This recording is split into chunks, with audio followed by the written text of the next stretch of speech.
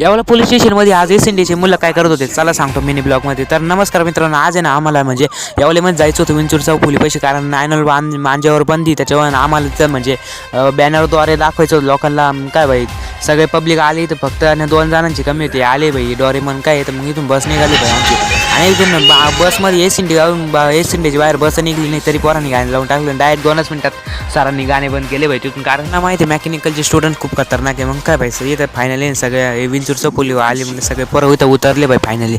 मग काय तुमचा इथं उतरला डायरेक्ट मग विंचूर चौफुली बसून काय रॅली एका जागेत लाईनीमध्ये सगळ्याला उभं राहायला लावलं.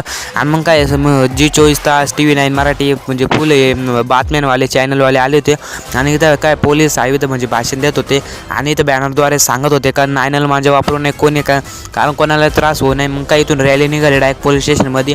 मग तिथून पुढे जायचं होतं डायरेक्ट इथं येवलेकरांची मकर संक्रांत एकदम जोमामध्ये राहते भाई, नात करते का. मग काय इथं बजरंगबली दर्शन घेतलं आणि देवी माता दर्शन घेतलं, आणि इथं काय भाई इथं पतंगीचे हे होतं मांजा बिंजा गिट्टी बिट्टी.